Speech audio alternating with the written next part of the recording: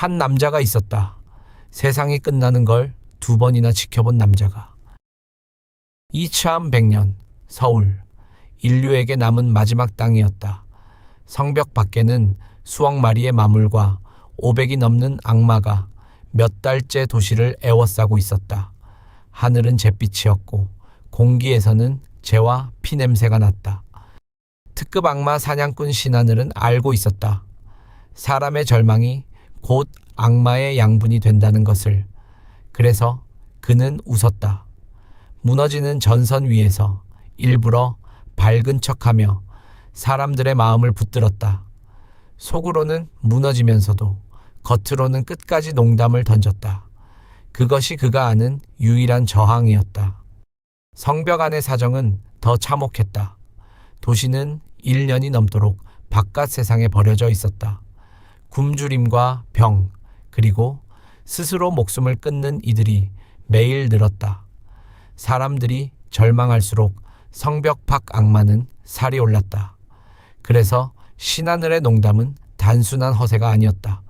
그것은 마지막 남은 사람들의 마음을 지키는 눈에 보이지 않는 방어선이었다. 신하늘은 원래 평범한 대학생이었다. 차원문이 열리고 세상이 무너지던 그날, 그는 가족을 잃었다. 그리고 카사를 만났다.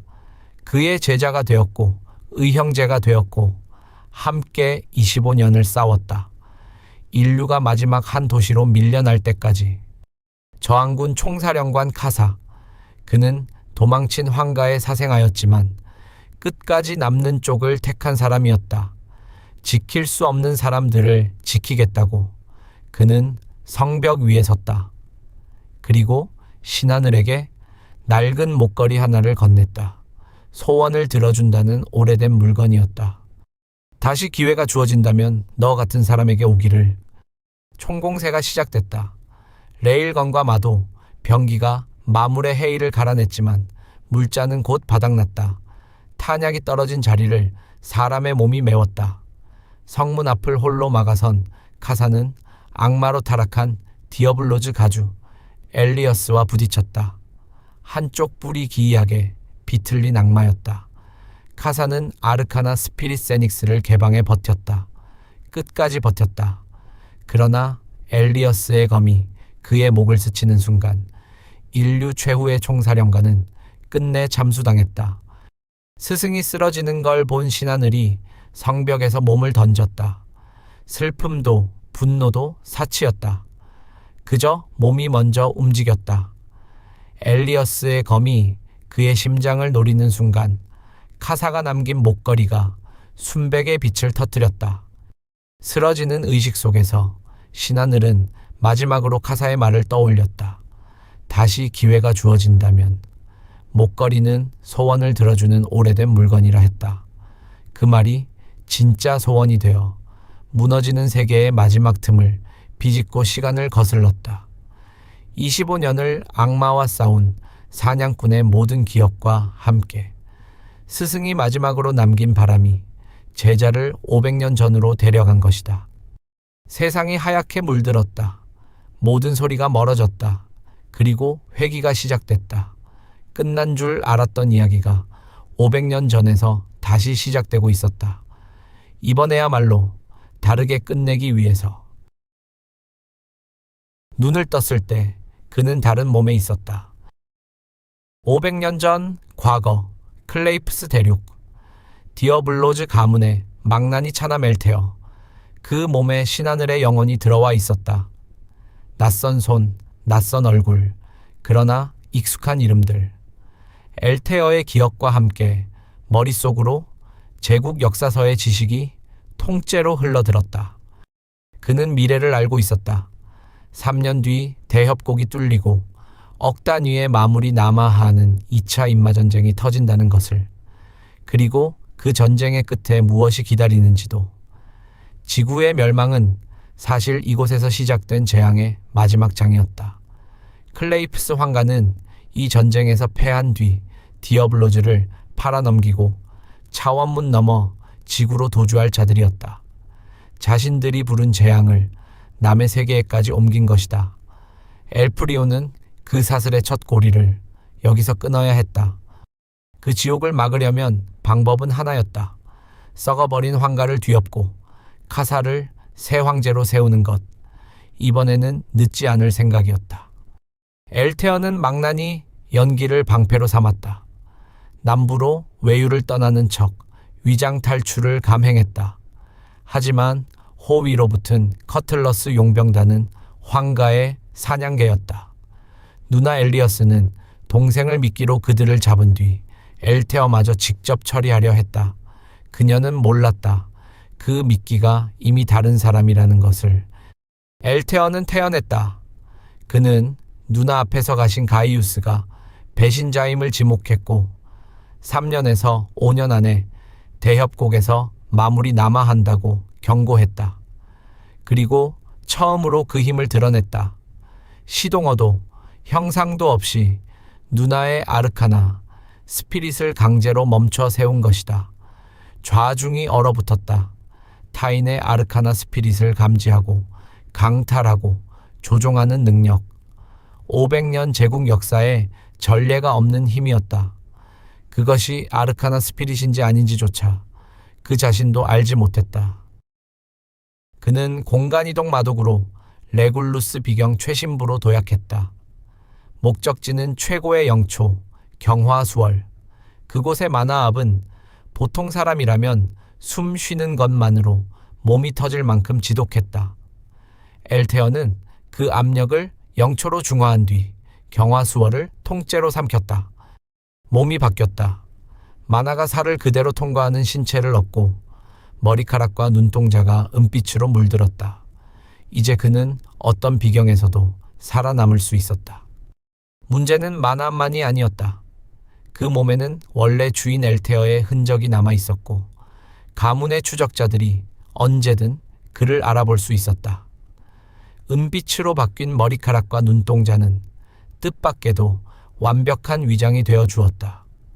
검은 머리 검은 눈의 망나니, 차남은 사라지고 아무도 모르는 은발의 용병이 그 자리에 섰다. 그는 북부 용병 엘프리온이라는 이름을 골랐다. 죽은 엘테어도 죽은 신하늘도 아닌 제3의 이름이었다. 그는 비경에서 1년을 수련했다. 시간이 뒤틀린 그곳에서 그는 지구 시절 10년치를 뛰어넘는 힘을 쌓았다. 수련은 단순한 반복이 아니었다. 그는 지구에서 익힌 인체공학과 이 세계의 검수를 하나로 녹였다. 마나가 몸을 그대로 통과하는 신체 덕분에 어떤 극한의 만화압 속에서도 검을 휘두를 수 있었다. 남들이 평생을 들여 오르는 계단을 그는 미래의 지식을 지도 삼아 한 번에 몇 칸씩 건너뛰었다. 수련을 마친 엘프리오는 아카데미로 향하는 마력 기관차에 올랐다. 창밖으로 낯선 대륙의 풍경이 스쳐갔다. 기차 안에서 그는 리히터 공작가의 적장자 루크와 스쳐 지나며 훗날 함께할 인재의 얼굴을 미리 익혔다. 그에게는 모든 만남이 계산이었고 모든 계산의 끝에는 한 가지 목표가 있었다. 큰 그림은 단순했다. 자신과 카사는 최상위 경지로, 동료들은 그 다음 단계로 키운다. 그리고 부패한 황가를 뒤엎어 올곧은 비아티에를 새 황제로 세운다. 제국에서 목소리를 낼 수 있는 세력을 만드는 것. 그것이 다가올 전쟁을 막을 유일한 발판이었다. 지구에서 그는 늘 뒤늦게 도착했고 늘 누군가를 잃은 뒤에야 강해졌다. 이번에는 반대였다. 비극이 오기 전에 먼저 손을 쓸 참이었다. 그 첫걸음이 지금 막 움직이기 시작하고 있었다. 레굴루스 아카데미. 5,000명이 넘는 지원자가 몰렸다. 5,600을 넘는 지원자가 몰린 시험장에서 엘프리오는 대륙 사람들의 압도적인 신체 능력에 충격을 받았다. 지구인의 감각으로는 상상도 못할 괴물들이었다. 16 소년이 맨손으로 바위를 부수고 소녀가 성인 남자를 한 손으로 던졌다. 그러나 그는 경화수월로 얻은 막대한 만화와 상대의 허를 찌르는 노련한 수를 앞세워 관문을 통과했다. 정정당당함보다 확실한 승리. 그것이 25년 전장이 그에게 가르친 방식이었다. 대련 시험, 세 번째 상대로 황태녀 비아티에가 배정됐다. 엘프리오는 그녀를 시험하기로 했다. 정말 선한 사람인지, 새 시대를 맡길 만한 그릇인지, 옹립할 사람이 그럴 가치가 있는지 자기 눈으로 확인해야 했다. 그는 교수조차 눈치채지 못할 만큼 교묘한 악마의 검술로 비아티에를 농락했다. 분노한 그녀가 아르카나 스피릿 안젤루스를 소환했지만 엘프리오는 시동어도 없이 그것마저 2번이나 멈춰 세웠다. 그러면서도 승부의 결과는 아슬아슬한 패배로 남겼다. 겉으로는 져주면서도 끝까지 상대를 배려한 대련이었다. 자존심을 짓밟되 상처는 남기지 않는 묘한 승부였다. 그는 그녀의 분노와 오기, 그리고 그 밑에 깔린 성정을 세심히 읽어냈다. 비아티에는 초대 황제 이후 최고의 천재로 불리는 일황녀였다. 그러나 그 재능만큼이나 고든 성정이 오히려 부패한 황실에서는 결격으로 취급받았다. 황제와 재상객의 정직함이란 다루기 어려운 흠일 뿐이었다. 황제와 재상은 그녀의 올곧음을 통치의 약점으로 보고 다른 황자들을 후계 경쟁에 끌어들이려 했다. 엘프리온이 시험하려 한 것은 바로 그 고듬이 진짜인지였다. 그 승부는 비아티에를 바꿔놓았다. 원래 역사에서 실종될 운명이던 소녀가 처음으로 세상의 뒷면을 의심하기 시작했다. 그녀는 최측근에게 은밀히 북부의 진실을 조사하라 지시했다. 합격한 엘프리오는 기숙사에 들었다. 그리고 문을 연 순간 그는 말을 잃었다. 룸메이트가 17살의 신입생 카사였던 것이다. 스승을 다시 만난 셈이었다. 500년의 시간을 건너 지구에서 죽은 카사가 살아 눈앞에 있었다. 아직 어리고 아직 아무것도 잃지 않은 카사가 목소리를 낼 뻔한 것을 그는 겨우 참았다. 반가움과 죄스러움이 한꺼번에 밀려왔다. 자신은 이 소년의 미래를 그의 죽음까지 전부 알고 있었다. 그러나 이 아이는 아직 자신을 모른다. 아직은 낯선 룸메이트일 뿐이었다. 그 거리를 엘프리오는 천천히 좁혀갈 참이었다. 엘프리오는 값비싼 영약을 흔한 간식으로 속여 먹이며 그를 은밀히 키우기 시작했다. 지구의 인체공학 지식을 검술로 풀어 전수하자 카사는 무섭게 성장했다. 재능은 원래부터 있었다. 다만 이번에는 그것을 꽃피울 시간이 있었다. 지구에서는 늘 늦었다. 카사가 강해지기 전에 세상이 먼저 무너졌다. 그러나 이번 생에서는 순서를 바꿀 수 있었다. 그는 또 한 사람을 눈여겨봤다. 창을 쓰는 소녀 레이첼 토르미온. 오빠의 그늘에 눌려 자신감을 잃고 성장이 멈춘 아이였지만 엘프리오는 그녀가 미래에 어떤 존재가 되는지 알고 있었다. 대학맥의 극상성인 투창의 아르카나 스피릿, 아니크를 각성할 인재였다. 지금은 웅크린 씨앗이지만 언젠가 대악마의 심장을 꿰뚫을 창이 될 사람이었다. 엘프리오는 카사와 레이첼에게 기만이라는 악마의 검술을 아낌없이 가르쳤다. 단순한 기술이 아니었다. 그것은 상대의 마음을 읽고 검과 인생을 하나로 잇는 상위경지의 실마리였다. 두 사람은 빠르게 위로 올라갔다.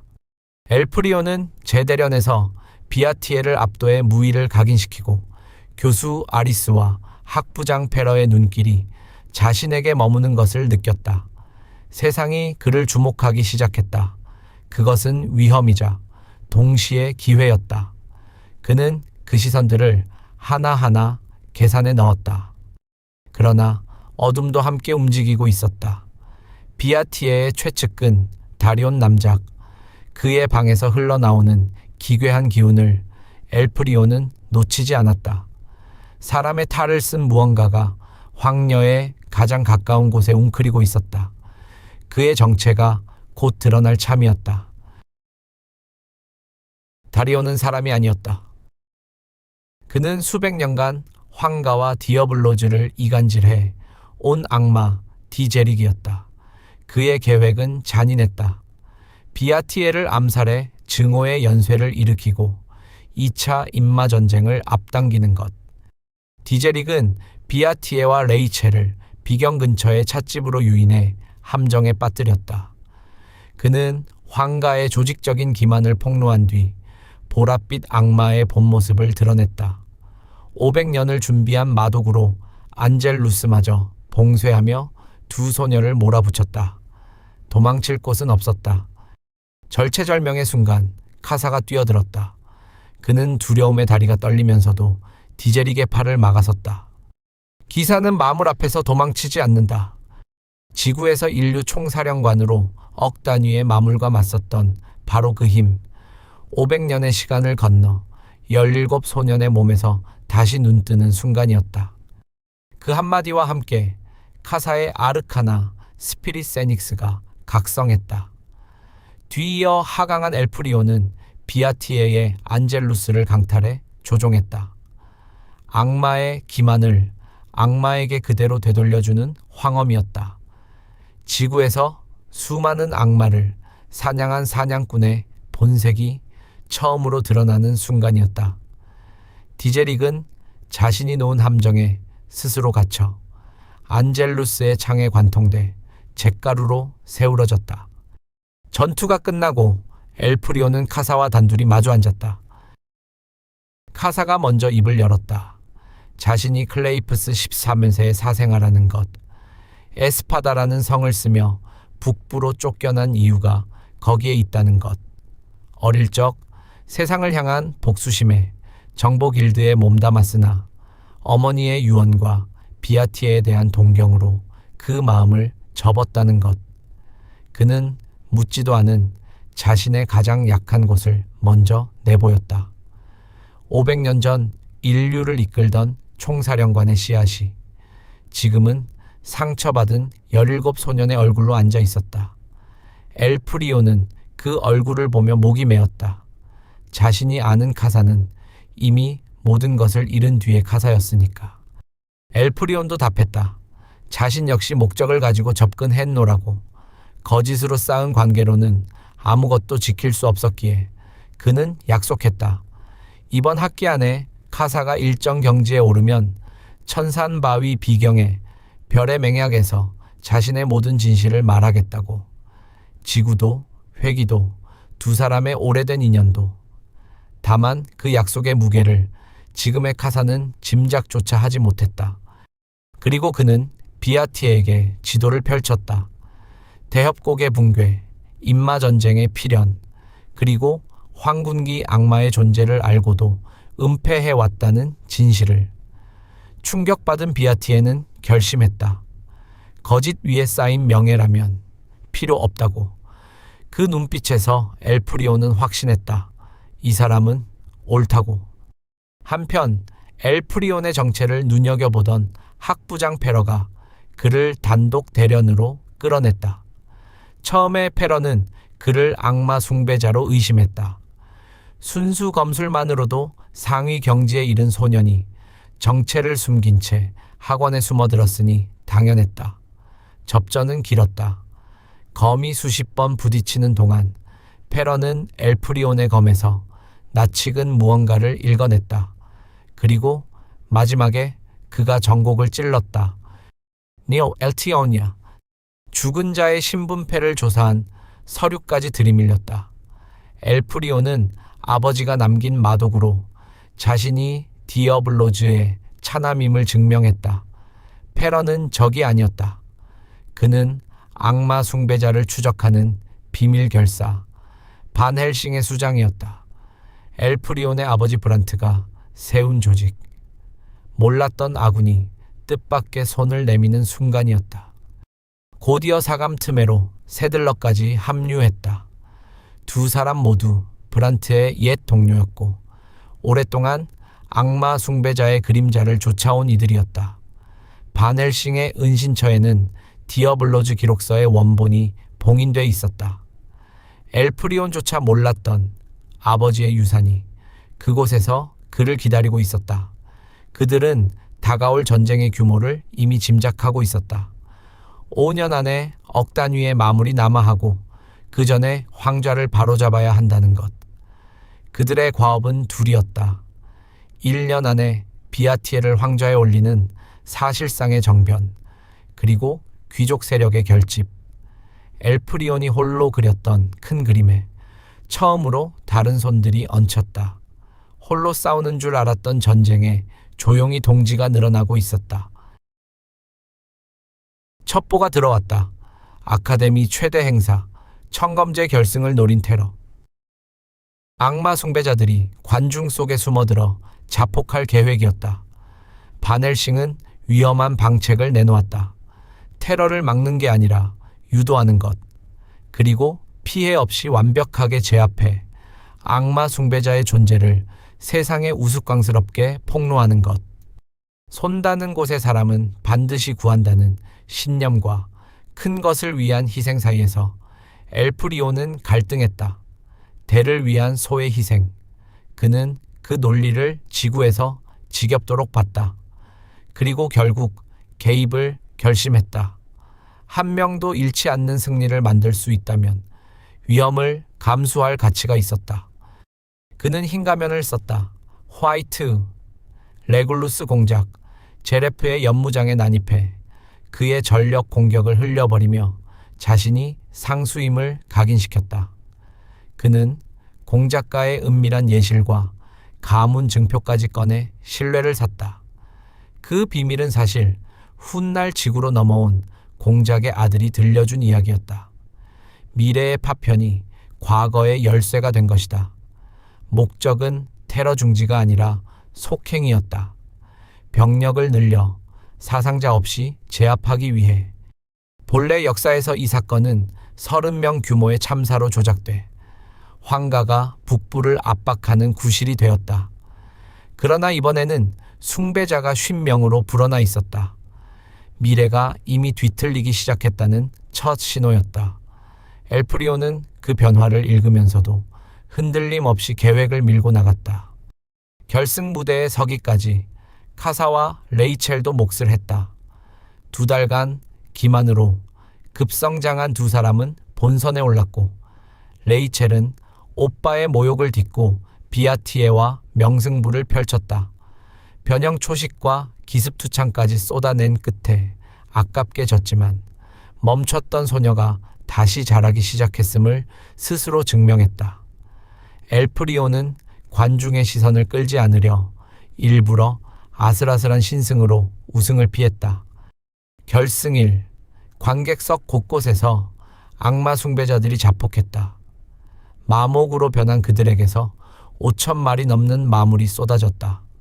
비명이 터지기도 전에 붉은 십자 기사단이 3분 만에 관중을 대피시켰다. 엘프리온은 대련장을 거대한 암석 성벽으로 개조해 마물 감옥을 만들었다. 빛의 마법이 연쇄했다. 대지가 갈라졌다. 5,000마리 마물이 순식간에 전멸했다. 사상자는 공을 노려 마목에 뛰어든 호위기사 단 한 명뿐이었다. 화이트는 악마 숭배자를 공식 문제 삼으라는 대가만 남기고 사라졌다. 뒤늦게 나타나 사건을 덮으려던 황실정보부는 도리어 은폐 시도로 몰려 쫓겨났다. 두려움이 아니라 승리가 세상에 퍼졌다.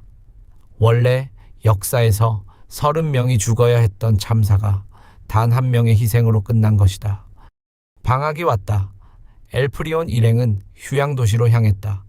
그리고 마침내 천산바위 비경의 별의 맹약 앞에 섰다. 별의 맹약은 대가를 지불해 소원을 이루는 비경의 기현상이었다. 엘프리온은 대가로 엘테어가 태어나 10살까지의 기억을 바쳤다. 자신의 것이 아닌 남의 기억이었기에 그에게는 잃을 것이 없었다. 저울의 눈속임이었다. 그러나 그 대신 그가 동료들에게 보여줄 것은 그의 전부였다. 일행의 의식이 그의 전생 지구로 빨려 들어갔다. 그들은 보았다. 유럽의 한 도시에서 열린 차원문, 거기서 시작된 마물의 침공.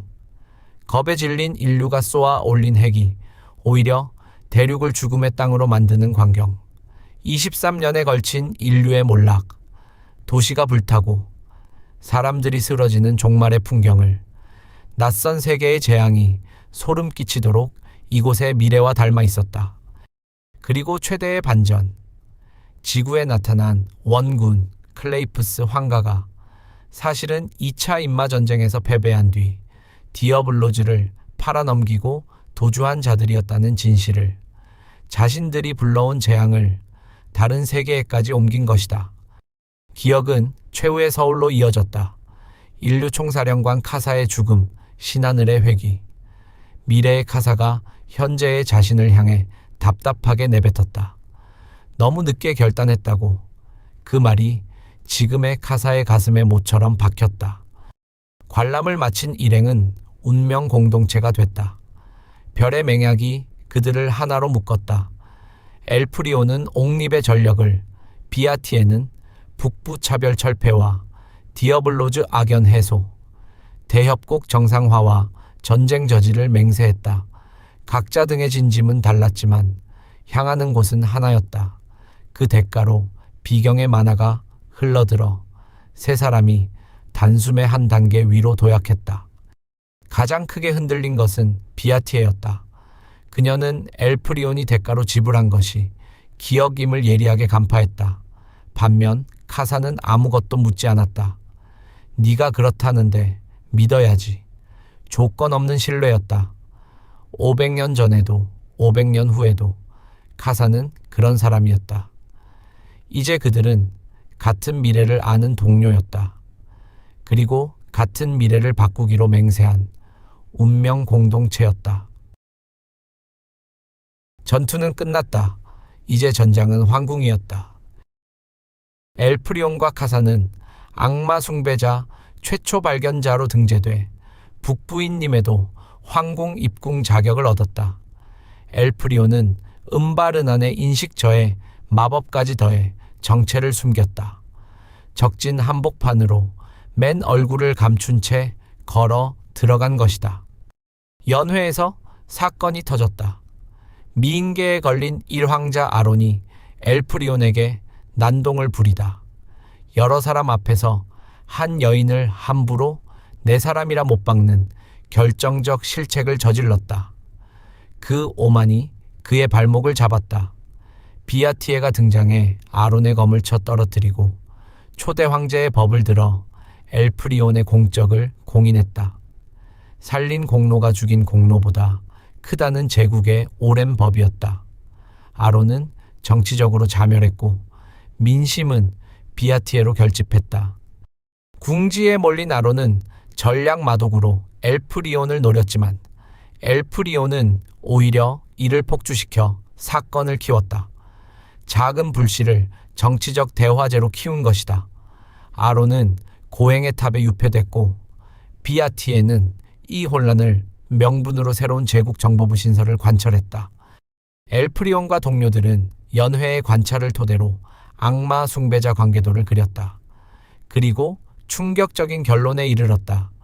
황궁 악마 숭배자의 우두머리는 재상 슐레르 니차였다.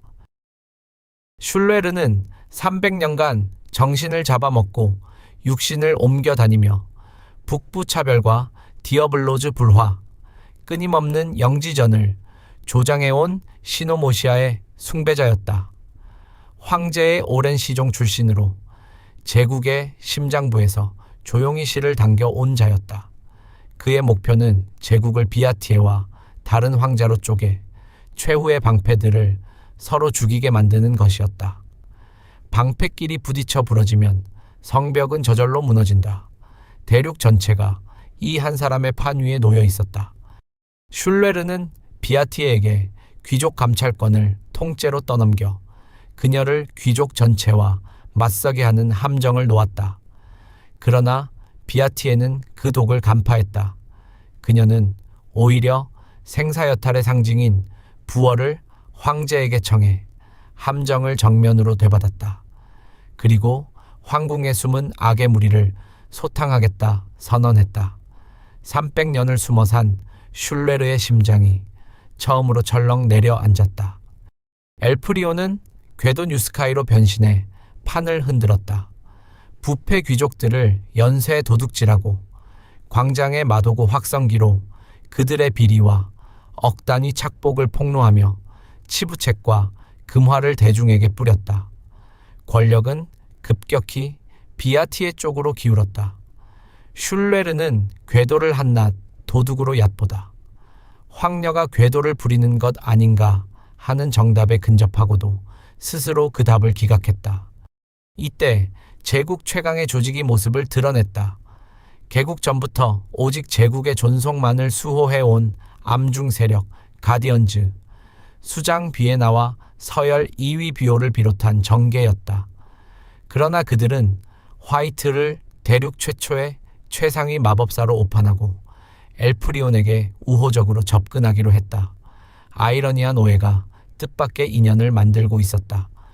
궁지에 몰린 슐레르는 잠입 자객 엑시를 풀어 엘프리온 일행을 몰살하려 했다. 엑시는 악마 숭배자 부부가 길러 가디언즈에 심어둔 자객이었고 황실기사 50여 명을 일격에 참살하는 괴물이었다. 산길에서 도주로마저 봉쇄된 격전 끝에 엘프리온은 기만으로 방심을 유도해 엑시의 아르카나 스피릿 통제권을 강탈했다.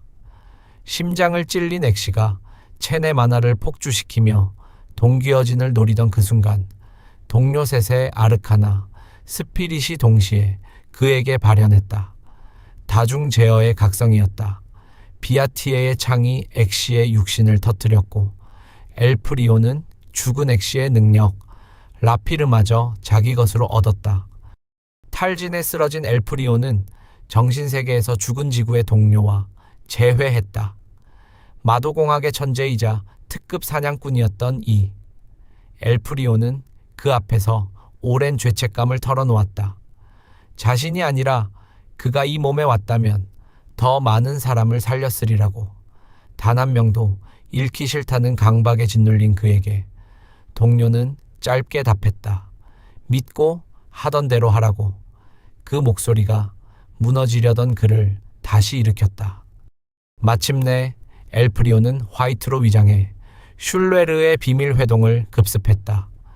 간부 8을 참수하고 슐레르만 산채로 붙잡았다.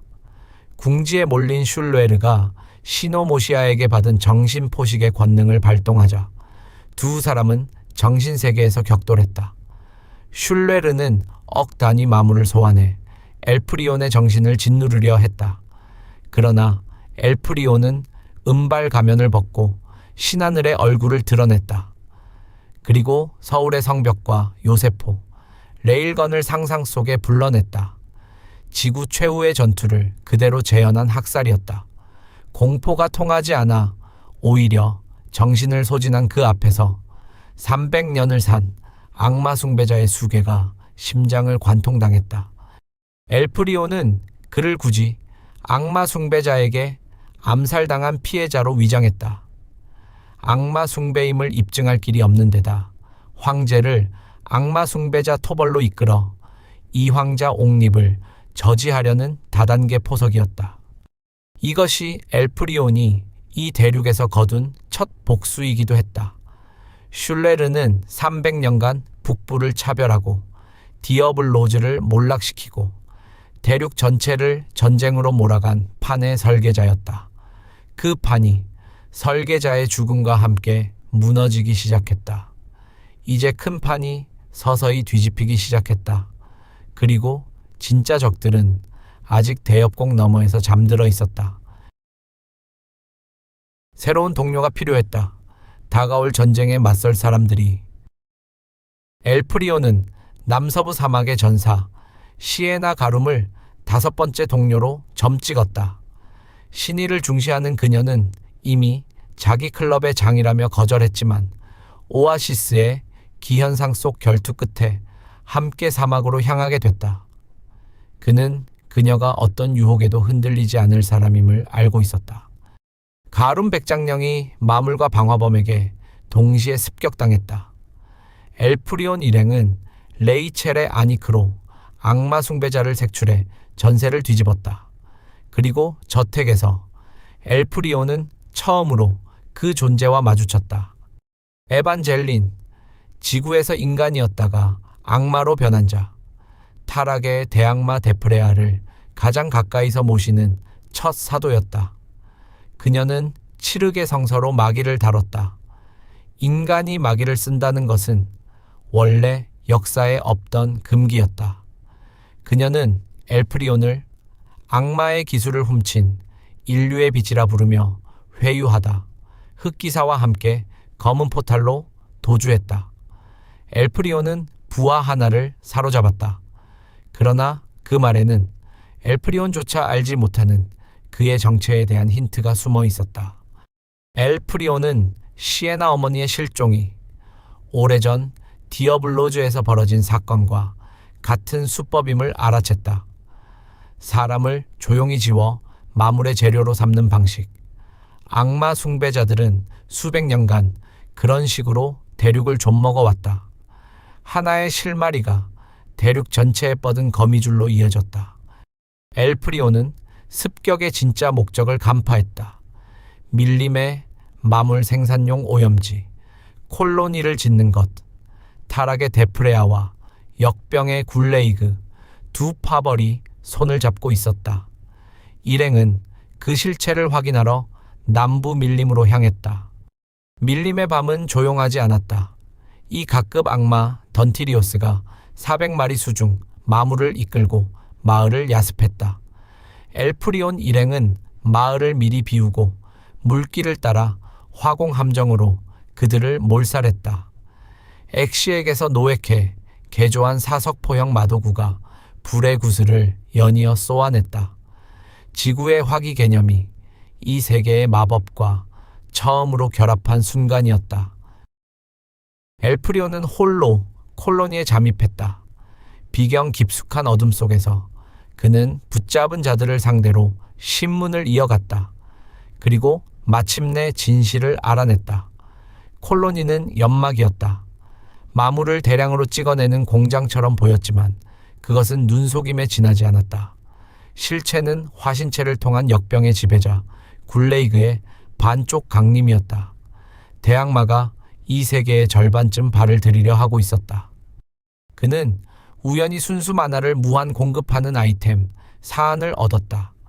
그것을 화력의 심장으로 삼아 그는 1km 크기의 거대한 뱀의 몸을 빼앗은 굴레이그의 화신체와 격돌했다. 비늘이 부서졌다. 사안이 순수 만화를 무한히 토해내는 동안 마법이 폭풍처럼 쏟아졌다.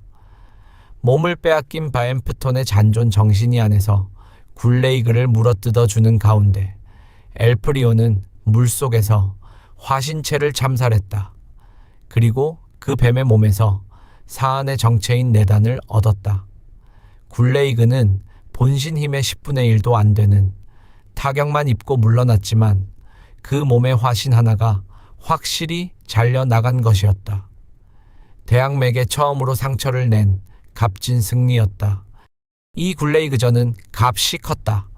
엘프리온은 만화 회로에 심각한 손상을 입었고 몸속으로 스며든 마귀가 그를 갉아먹었다.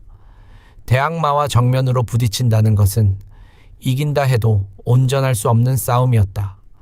그는 이 대가를 통해 앞으로 상대할 적들의 격이 어느 정도인지 뼈저리게 실감했다. 그 사이 에반젤린은 고치 속에서 악마화를 완성했다.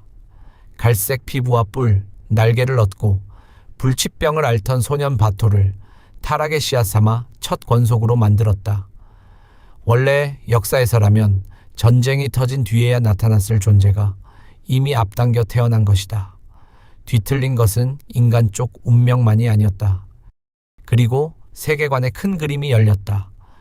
세계의 끝, 뼈로 지은 성에서 재앙의 인도자 디제이아가 언데드와 골룡의 군세를 이끌고 등장했다. 데프레아와 마물의 왕 테리아스가 그를 찾아들었다. 대악마는 모두 5, 힘을 온전히 보존한 것은 데프레아와 디제이아 둘뿐이고 테리아스와 시노모시아, 굴레이그는 이미 타격을 입은 상태였다. 그리고 500년 전 초대 디어블로즈와 클레이프스 대제, 초대 가디언즈가 악신을 봉인했다는 아득한 과거의 조각도 함께 드러났다. 이 무렵 인간이 마귀를 쓴다는 것 자체가 역사상 불가능한 일이었음도 밝혀진다. 그런데 에반젤리는 그 금기를 넘어섰다. 데프레아의 권능은 인간을 마물로 바꾸고 마귀를 다루게 하는 전례 없는 힘이었다. 그가 왜 타락의 전도자라 불리는지 그 이름값이 서서히 드러나고 있었다. 그리고 최대의 반전, 엘프리온이 사로잡았던 정체불명의 존재 서펜스, 그 얼굴이 대악마 데프레아와 완벽히 똑같았다. 아군인 줄 알았던 자의 얼굴에서 최종 흑막의 그림자가 어른거렸다. 이 하나의 얼굴이 앞으로 100화가 넘도록 풀리지 않을 최대의 수수께끼였다. 마지막 영입 대상은 한 소년이었다. 렁, 명예도 부도 마다한 채 오직 고향 스레니 마을의 해방만을 바라는 냉담한 평민이었다. 엘프리온은 그의 아르카나, 스피릿이 군세를 강화하는 특별한 힘임을 역사서로 알고 있었다. 원래 역사에서 스레니 마을은 전쟁으로 사라졌고 렁은 10여 년의 복수전으로 강자가 됐다. 피와 원한으로 빚어진 검이었다. 엘프리온은 그 비극의 미래를 미리 막으려 했다. 그는 나흘간 복도에 드러누워 생떼를 부리는 등 집요하게 종용해 렁의 방함을 극한까지 끌어올렸다. 그리고 그 방감을 단번에 오해로 뒤집어 신뢰로 전환시켰다. 미움이 극에 달했을 때 뜻밖의 진심을 보이면 마음은 오히려 활짝 열린다. 악마 사냥꾼 부대에서 수없이 써온 사람 다루는 법이었다. 그는 렁의 검을 맨손으로 눌러 제압하며 논파하듯 약속했다. 클럽에 들어오면 스레니 마을을 해방시켜 주겠다고. 그래도 거부하는 렁을 그는 기절시켜 고향으로 데려갔다. 스레니 마을을 장악한 것은 타락한 용병 단장 글리튼이었다. 엘프리온은 블랙을 자처하며 오브 하나에서 뻗어나온 빗줄기와 벌집처럼 반사되는 방어막으로 용병 250여 명을 몰살했다. 그의 전략은 역설적이었다. 마을을 되찾는 영웅이 아니라 마을을 강탈하는 강도가 되는 것. 마을 사람의 목숨을 무가치하게 보이게 만들어 인질 방패에서 제외시키기 위해서였다. 인질이 방패가 될 갑서치조차 없어 보이면 적은 그들을 놓아준다. 잔인해 보이는 이 계략이 실은 가장 많은 사람을 살리는 길이었다. 렁은 오직 고향만을 위해 살아온 소년이었다. 명예도 부도 그에게는 의미가 없었다. 그런 그를 움직인 것은 거창한 대의가 아니라 지켜야 할 사람들의 얼굴이었다. 엘프리온은 그 마음을 정확히 읽고 그 자리에 자신의 큰 그림을 겹쳐 놓았다. 렁은 연인 윤희를 인질로 잡은 적을 상대하다 열세에 몰렸다. 엘프리온이 마무리하며 마을은 해방됐다. 그 처절한 싸움 속에서 렁은 마음가짐이 바뀌며 한 단계 성장했다. 그러나 엘프리온에게는 영지가 없었다.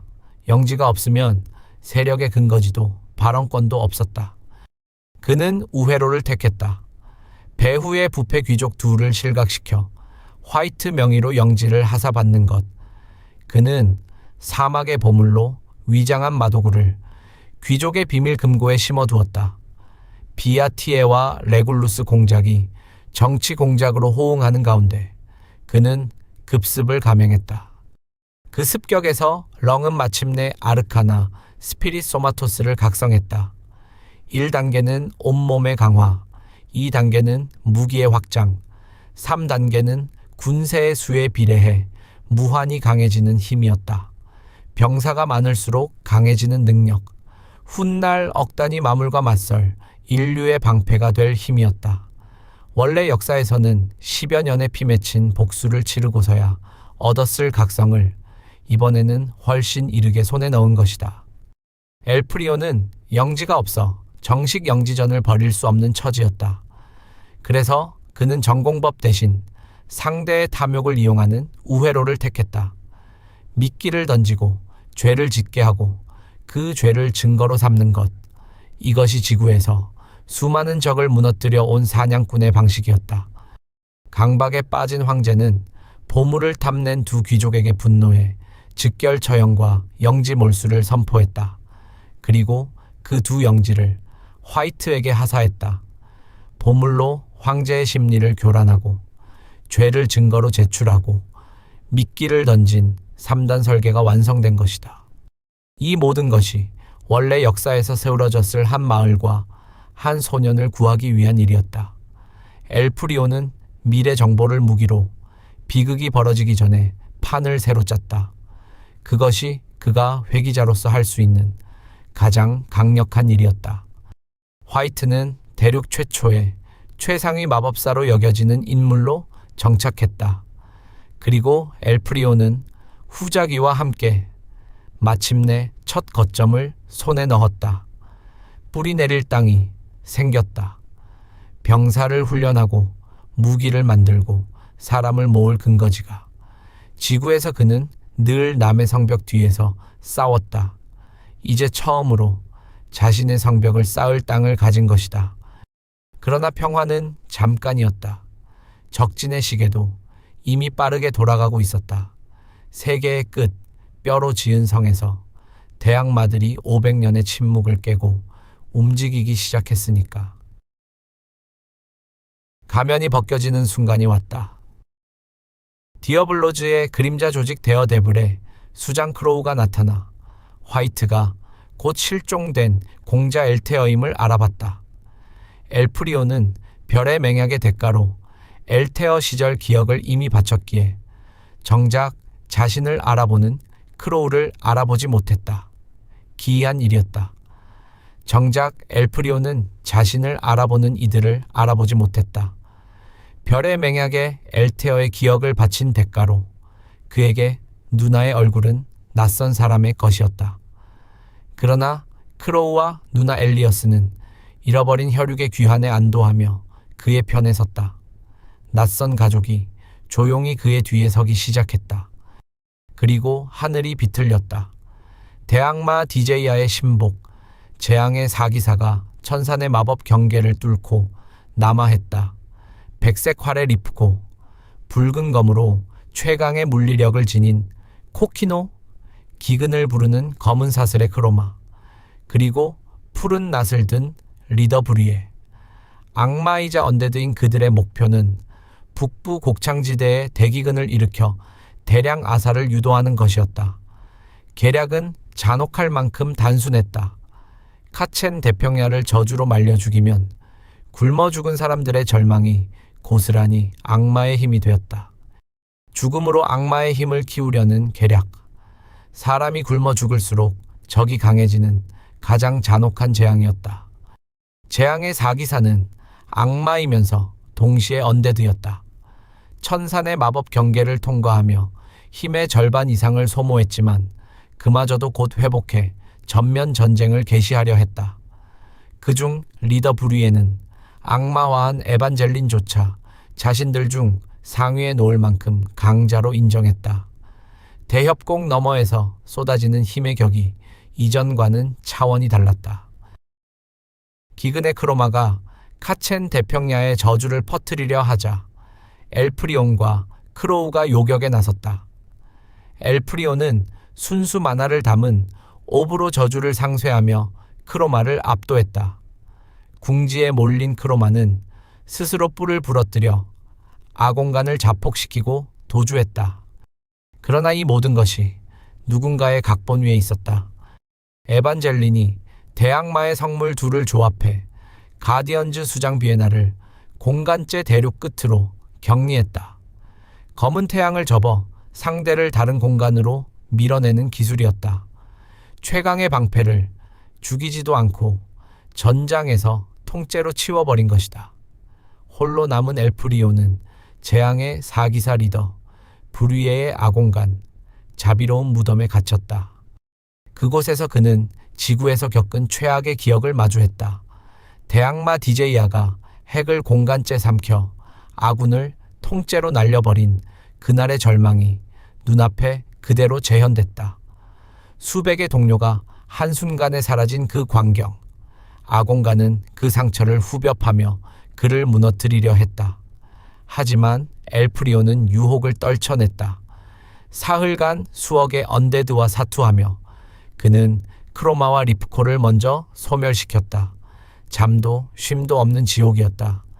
홀로 남겨진 그 사흘은 지금까지 겪은 어떤 싸움보다 잔혹했다. 아공간 속에서는 시간도 희망도 의미가 없었다. 그러나 죽음의 문턱에서 카사가 준 펜던트가 다시 한번 그를 붙들었다. 500년의 시간을 건너 이어진 인연이 가장 어두운 순간에 빛으로 응답했다. 이 모든 것은 데프레아의 계산이었다. 그는 대악마들의 성물을 전부 모아 서로를 흡수하고 절대적 존재로 등극하려는 대계를 진행 중이었다. 재앙의 사기사의 죽음조차 그에게는 균형을 맞추기 위한 계산된 대가였다. 더 무서운 것은 그의 시선이 향한 곳이었다. 데프레아는 한 인간이 여러 아르카나 스피릿을 다룰 수 있다는 이론에 다가서고 있었다. 엘프리온만의 비밀에 최종 흑막이 조금씩 손을 뻗치고 있었던 것이다. 그는 화이트를 죽이는 것이 아니라 사로잡아 타락시키려 했다. 인류의 빛을 자기 편의 어둠으로 물들이려 했다. 인간이 이기는 매 순간이 사실은 최종 흑막의 판 위에 놓여 있었다. 승리조차 그의 각본이었던 것이다. 완성된 기만, 그것이 데프레아라는 이름의 진짜 얼굴이었다. 엘프리온은 아직 알지 못했다.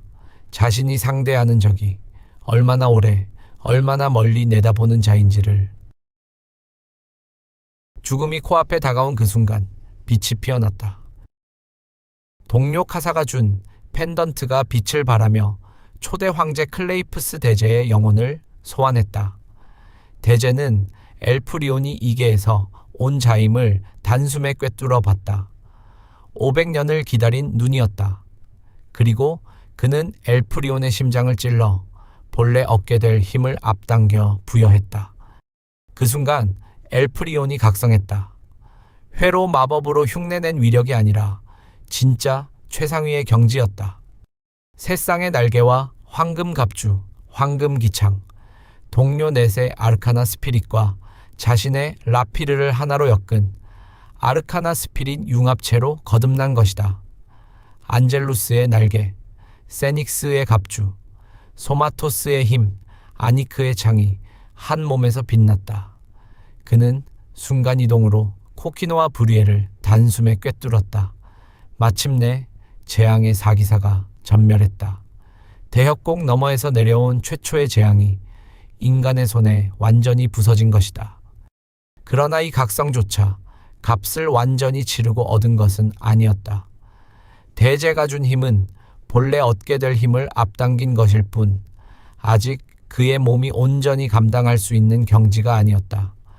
폭발적인 힘을 쓴 대가로 육신이 먼저 무너졌다. 승리는 값비쌌다.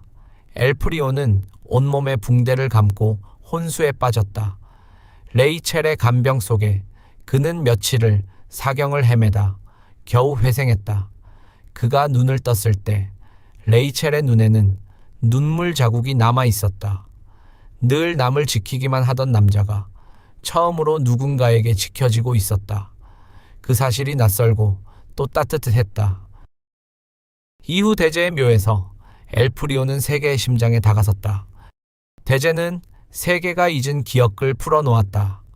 과거 별들의 시대, 무적행에서 나온 대악마는 20마리, 이에 맞선 최상위 기사는 30이 넘었다. 그러나 대악마조차 미물로 보이는 만악의 근원, 태초의 악, 악신이 존재하는 한 악마는 무한히 태어났다.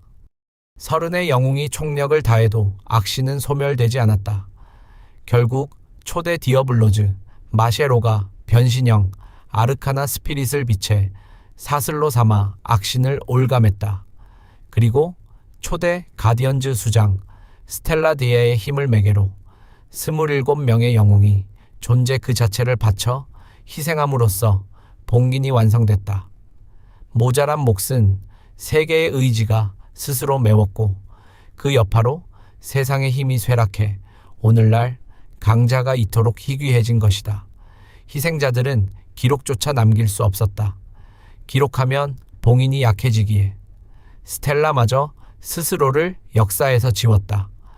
그들은 이름도 없이 세상을 위해 사라졌다. 그리고 최대의 비밀, 대악마 데프레아의 기원이 밝혀졌다. 그는 인마전쟁 당시의 기사였으나 연인 이리의 마르코스의 희생이 세상에서 잊힌 것에 원망을 품고 타락했다. 그녀는 세상을 위해 목숨을 바쳤는데 세상은 그 이름조차 기록하지 못했다. 봉긴의 대가가 망각이었기 때문이다.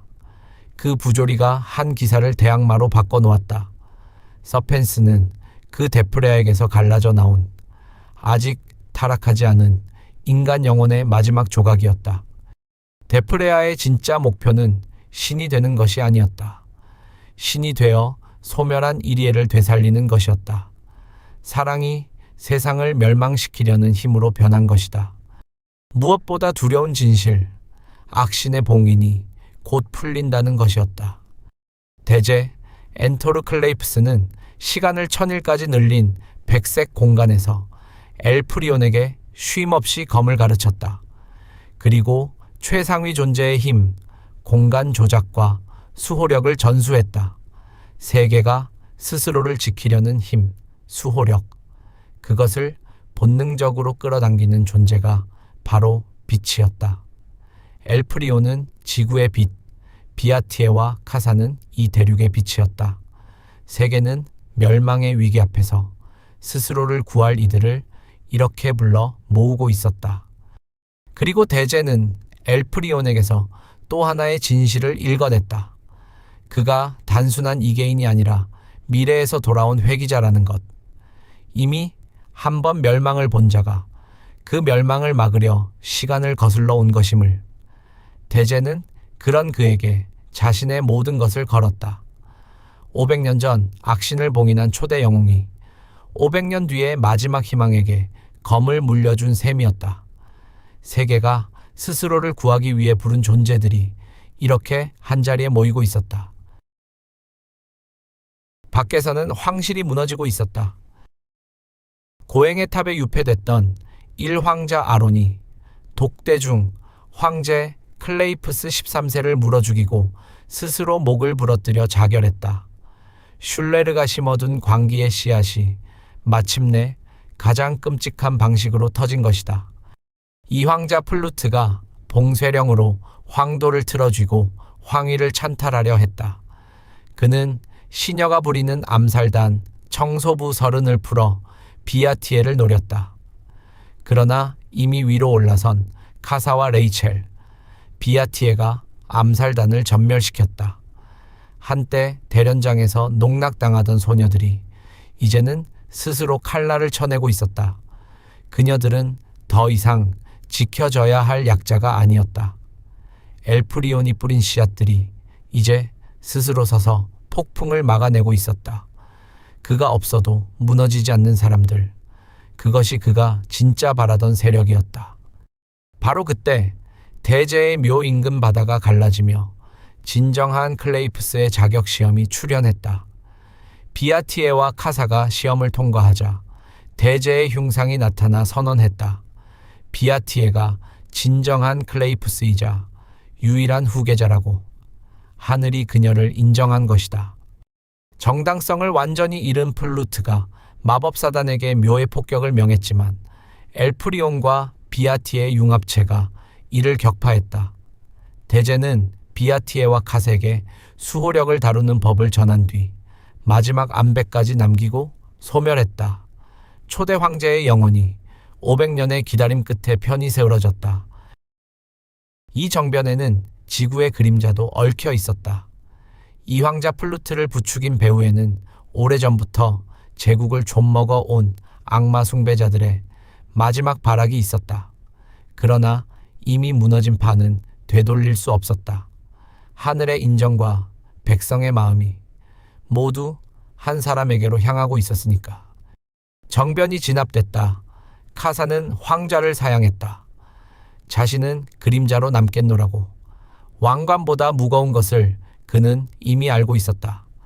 비아티에는 300년 만에 세 공작가 모두의 지지를 확보하며 즉위 기반을 완성했다.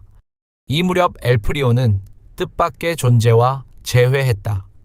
병사드리스는 신형 만화 폭탄이 지구제 수류탄임을 알아챈 것이다. 또 다른 지구 회기자 엘라드 백작가의 공자이자 마도공학 천재 더크 엘라드였다. 지구에서도 무기를 담당했던 옛 동료. 두 사람은 개인 화기 셉터와 중화기 미니건, 대공 미사일 스팅어, 정신을 지키는 마도구까지 함께 설계했다. 회로 마법에 심취한 리히터 공작가의 루크도 그 곁에 합류했다. 대협곡의 전력을 혁신할 무기 공장이 그렇게 세워지기 시작했다. 두 세계의 지식이 하나의 무기로 벼려지고 있었다. 그리고 마침내 비아티에가 클레이프스 여왕으로 즉위했다. 제국사 최소 규모의 대관식에서 그녀는 누구의 손도 빌리지 않고 스스로 관을 썼다. 화려함 대신 각오만이 있는 즉위였다. 한때 대련장에서 시험당하던 소녀가 이제 한 제국의 운명을 짊어졌다. 그녀는 곧바로 전시체제로 전환했다.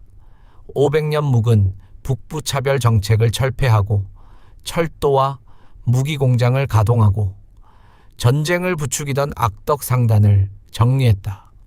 원안의 카첸 후작가는 엘리어스의 디어블로즈군이 괴멸시켰다. 10년을 대협곡에서 살아남은 고참 300여 명, 단 312명이 실전 경험 없는 대군을 보름간 14번 싸워 14번 이겼다.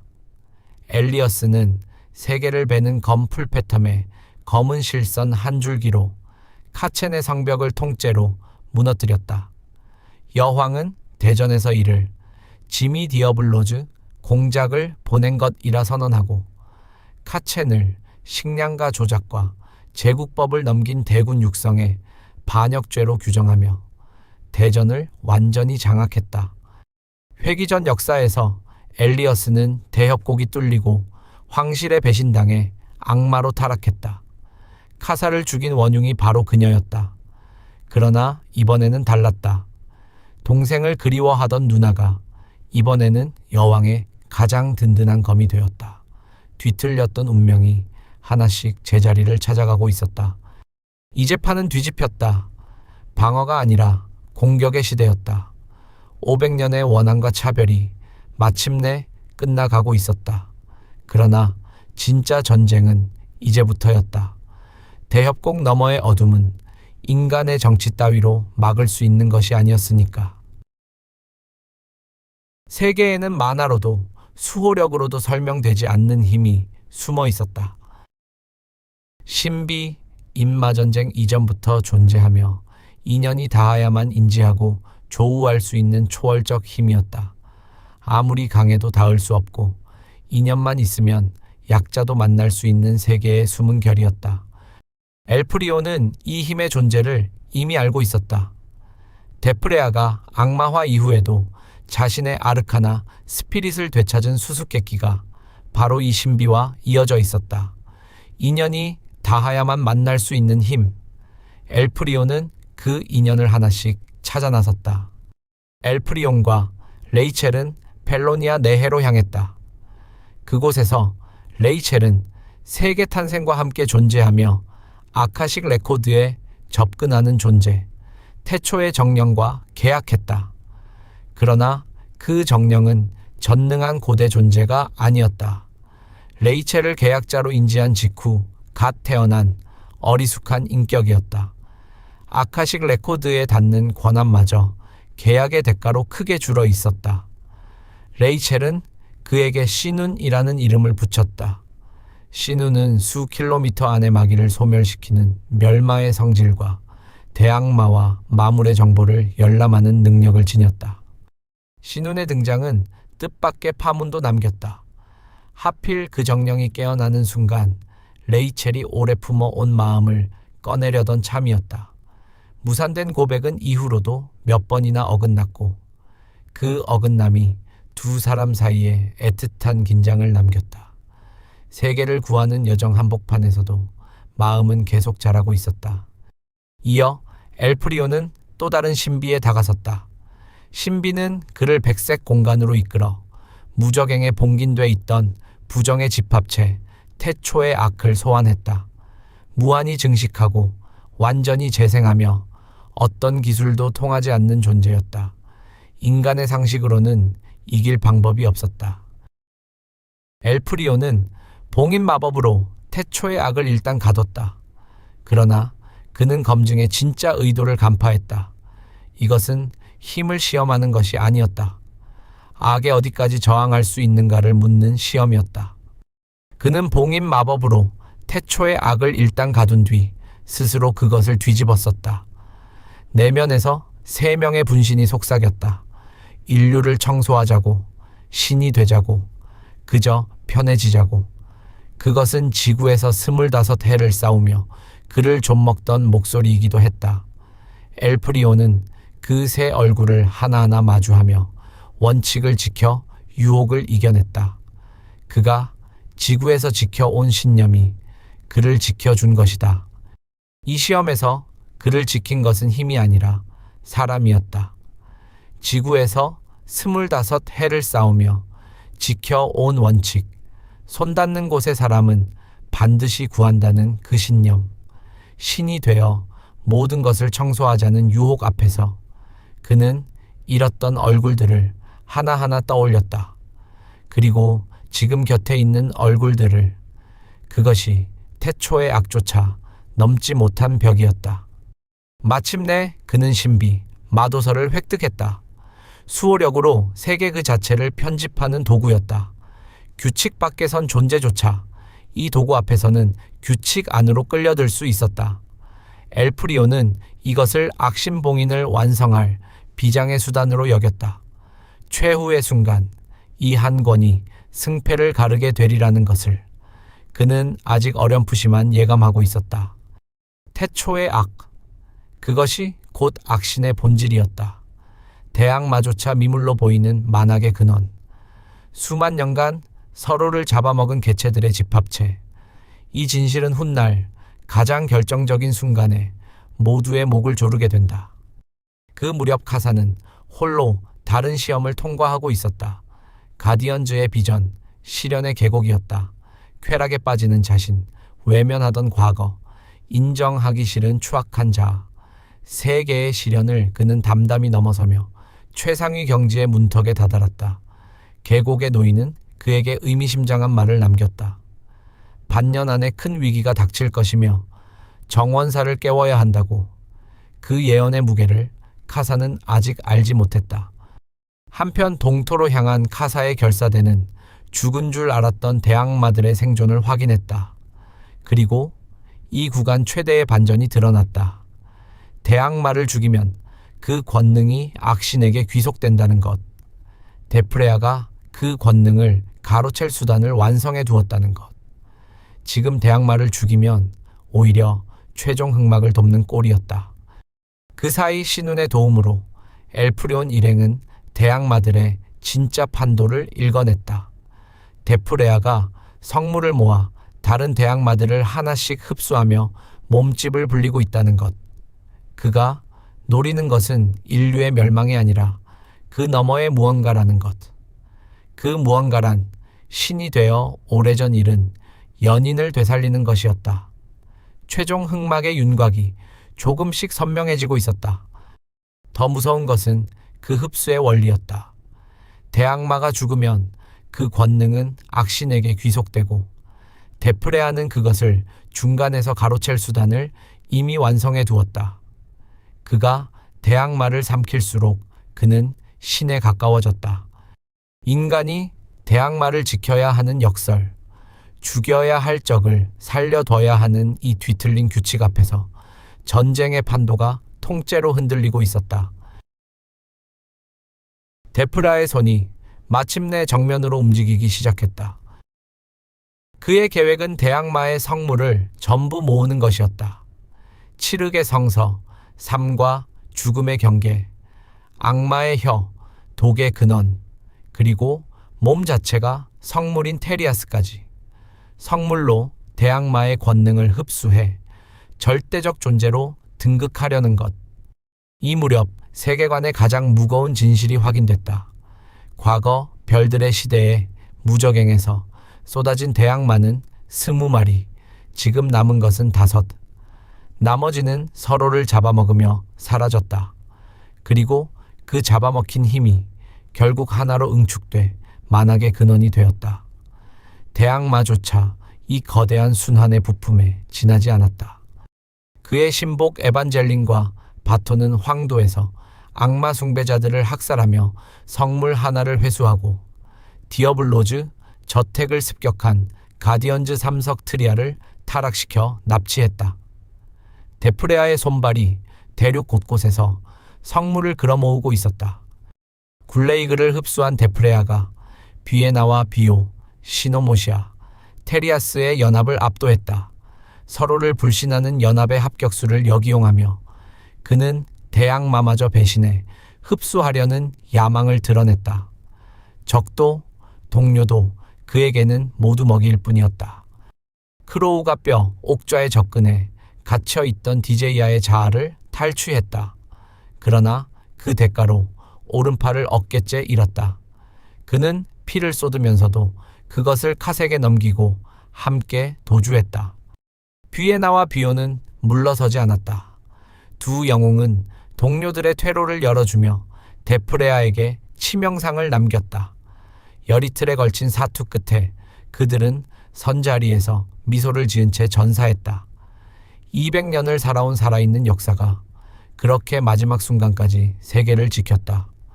두 영혼은 데프레아의 타락을 거부하고 하늘로 승천했다. 같은 시각 엘프리온과 레이첼은 에반젤린을 추격하다 또 하나의 신비를 얻었다. 자연을 조율하는 정원사 헬레나였다. 카사가 시련의 계곡에서 들었던 그 정원사가 마침내 눈을 뜬 것이다. 헬레나는 엘프리온의 옆구리 상처를 진단했다. 그것은 단순한 부상이 아니었다. 운명에 얽힌 죽음의 권능, 모든 행동이 죽음을 향해 나아가게 만드는 저주였다. 그의 몸에는 보이지 않는 시한폭탄이 심겨 있었다. 헬레나는 그 저주를 열흘이 넘도록 정성껏 다스렸다. 그러나 운명에 얽힌 죽음의 권능은 완전히 지워지지 않았다. 그것은 언젠가 최후의 순간 엘프리온에게 마지막 시험이 되어 돌아올 씨앗이었다. 레이첼은 대악맥의 극상성인 힘 엑사디아로 괴물이 된 트리아를 처치하고 에반젤린에게도 치명상을 입혔다.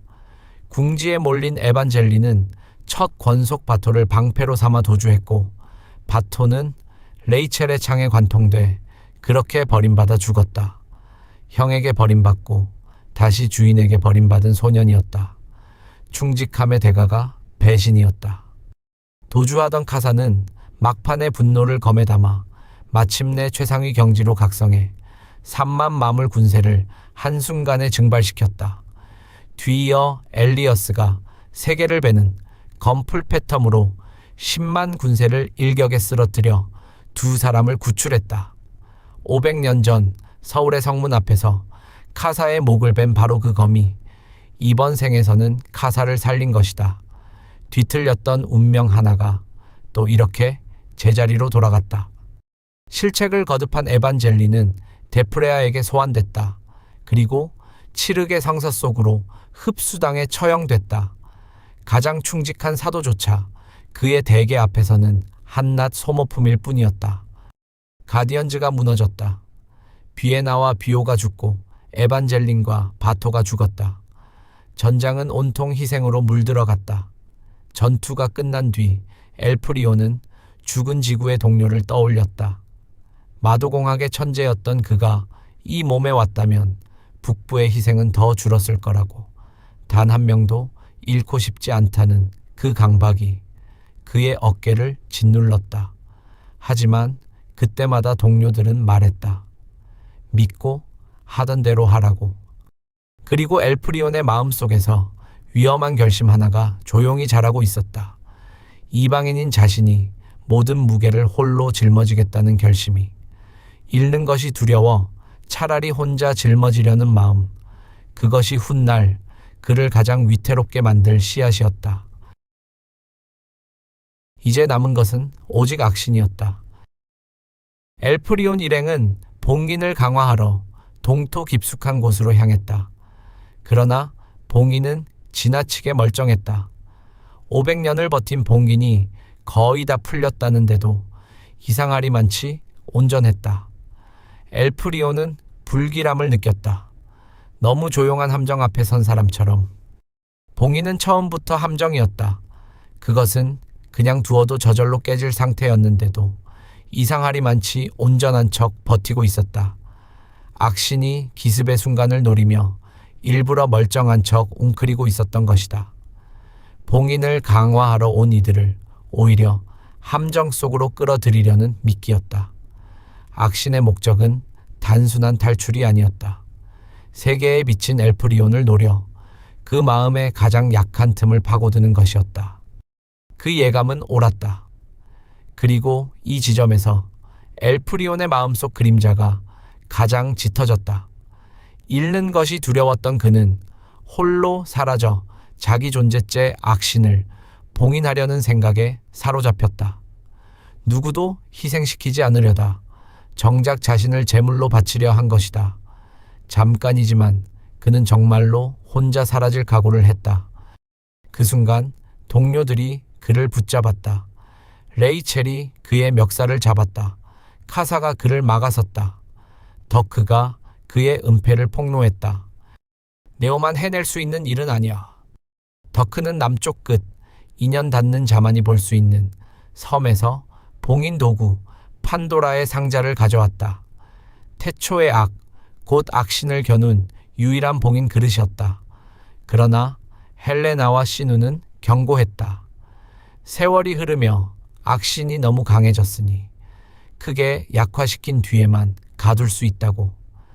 결국 한 번의 큰 싸움은 피할 수 없었다. 문제는 그 싸움을 누가 어떤 대가로 치르느냐였다. 일행은 결의했다. 엘프리온이 나서기 전에 우리가 먼저 나서되 누구도 희생하지 않는다고. 그를 뺀 전원이 은밀히 모여 다진 약속이었다. 홀로 지려던 무게를 모두가 함께 나눠 들기로 한 것이다. 그것이 이 전쟁의 진짜 전환점이었다. 세상을 구하는 방법이 하나 바뀌었다. 한 사람의 희생이 아니라 여럿의 생존으로. 새로운 전략이 섰다. 대악마 데프레아와 악신을 서로 상잔시킨 뒤 약해진 악신을 봉인하는 것. 데프레아는 모략의 대악마 시노모시아를 추격해 처형하고 마물의 왕 테리아스까지 등 뒤에서 심장을 꿰뚫어 흡수했다. 남은 대악마의 권능이 모조리 그의 몸으로 빨려들었다. 그리고 봉인 앞에서 연인 이리에의 이름을 되뇌며 악신을 가둔 검은 알을 깨부쉈다. 그는 아르카나, 스피리스로 옛 영웅들의 무기 수십 종을 복제해 악신을 난타했다. 500년의 원한과 사랑을 한꺼번에 쏟아부었다. 그러나 방심한 순간 늪처럼 변한 악신에게 복부를 관통당했다. 그리고 최악의 진실이 드러났다. 악신은 데프레아가 입힌 상처를 신기루처럼 지우며 선언했다. 네가 다루는 악마의 힘은 본래 내게서 비롯된 것이니 주인을 해칠 수 없다고. 데프레아가 500년에 걸쳐 대악마들을 흡수해온 것은 오히려 악신에게 그 힘을 고스란히 되돌려준 꼴이었다. 신을 잡으려던 사냥꾼이 실은 사냥감을 살찌워 온 것이다. 태초의 악이란 서로를 잡아먹은 개체들의 집합체였으니까. 500년의 계획이 사실은 적을 살찌우는 일이었던 것이다. 엘프리온은 소리쳤다. 더크에게 악신이 아니라 데프레아를 쏘라고. 초속 7km의 레일건 탄환과 레이첼의 힘이 데프레아를 쓰러뜨렸다. 바로 그 순간 악신이 판데모니움을 발동했다. 카사의 소나귀에서 데프레아가 호련히 사라졌다. 악신은 쓰러진 그를 양분 삼아 억 단위의 강화된 마물을 대협곡 남쪽으로 방출한 것이다. 데프레아는 그렇게 자신이 되살리려던 세계의 파괴에 마지막 양분이 되어 소멸했다. 잊힌 연인을 향한 500년의 집착이 이렇게 허무하게 끝났다. 사랑했던 여인의 이름을 부르며 그는 죄가 되었다. 한때 그는 인마 전쟁을 끝낸 영웅의 곁을 지킨 기사였다. 그 여인이 세상을 위해 목숨을 바쳤는데도 세상은 그녀의 이름조차 기억하지 못했다. 그 원망이 사람을 악마로 만들었다. 데프레아는 인간으로도 악마로도 실격이라던 조롱이 그의 마지막을 따라다녔다. 가장 무서운 적이 실은 가장 슬픈 사람이었다. 전쟁은 아직 끝나지 않았다. 억 단위의 마물이 세상을 뒤덮었다. 전선은 둘로 갈렸다. 동토남부에서는 강화된 마물 군세가 선봉의 귀족군 20만을 순식간에 괴멸시켰다. 판데모니움이 빚어낸 마물은 하나하나가 예전의 몇 배로 흉포했다. 제국군 100만이 화력 선멸전으로 맞섰다. 하늘은 포연으로 검게 물들었다. 이 순간을 위해 10년 가까이 준비해온 무기들이 빛을 발했다. 덕크와 함께 만든 개인화기와 중화기, 대공미사일, 정신을 지키는 마도국까지. 지구의 마도공학과 이 세계의 마법이 결합한 병기들이 억 단위의 마물 앞에서 인류의 시간을 벌어주었다. 렁의 군세 강화가 병사들을 떠받치고 필드 남매의 관측이 전장을 실시간으로 지휘했다. 여왕 비아티에는 대전략을 폈다. 대협곡에서 옥쇄하는 것이 아니라 효율적으로 소모시킨 뒤 후퇴해 본토에서 각계격파하는 것. 한 명의 병사라도 헛되이 버리지 않는 계산이었다. 열흘간의 유인전, 요새 자폭, 소개령이 맞물렸다. 인류는 억 단위의 마물을 이 악물고 버텨냈다. 악신전은 달랐다. 억 단위의 마물은 소모전으로 버틸 수 있었지만 악신은 그런 상대가 아니었다.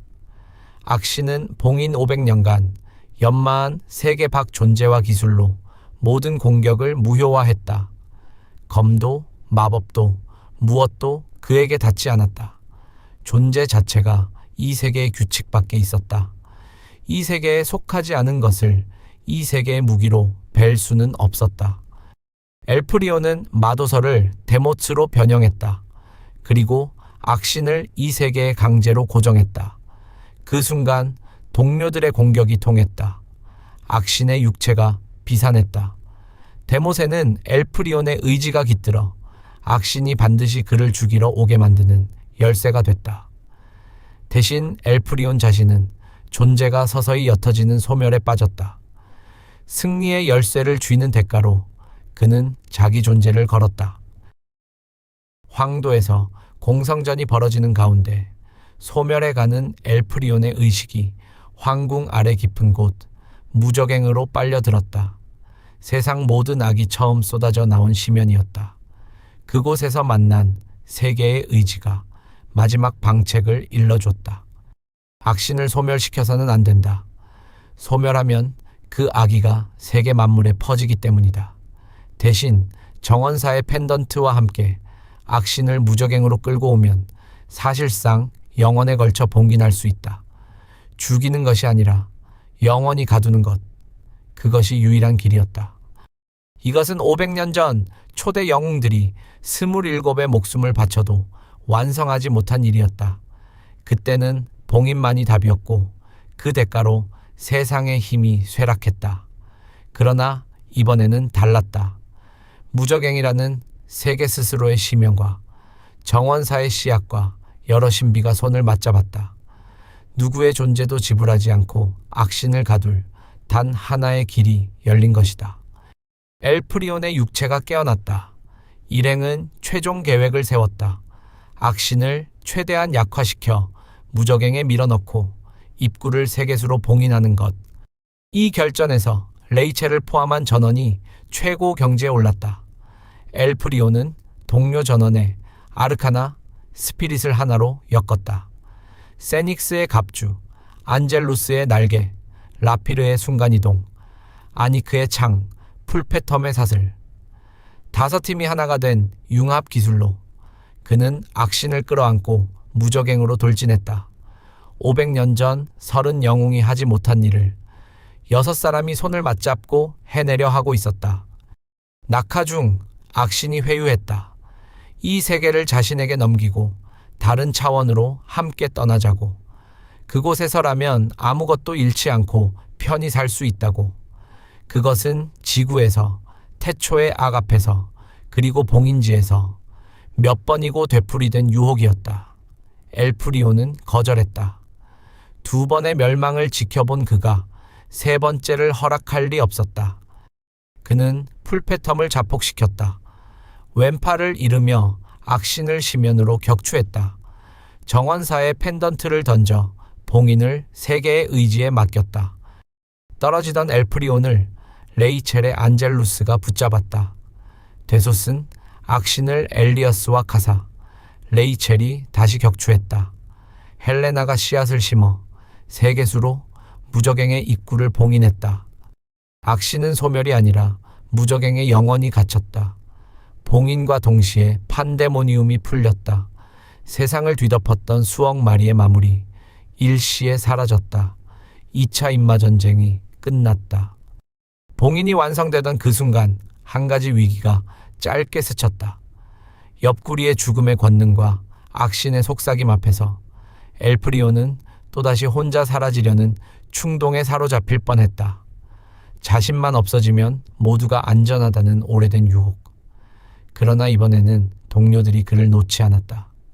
레이첼의 손이, 카사의 목소리가, 덕크의 총구가 그를 이 세계에 붙들었다. 누구도 희생하지 않고 함께 이긴다. 그 약속이 끝내 지켜졌다. 늘 홀로 희생하려던 남자가 마침내 함께 살아남는 길을 받아들였다. 잃는 게 두려워 희생하려던 자신을 그는 비로소 용서했다. 왼팔을 잃고 살아남은 그가 레이첼에게 건넨 첫 마디는 이것이었다. 같이 여행이나 갈까? 전쟁이 끝났다. 그리고 세상은 천천히 봄을 맞았다.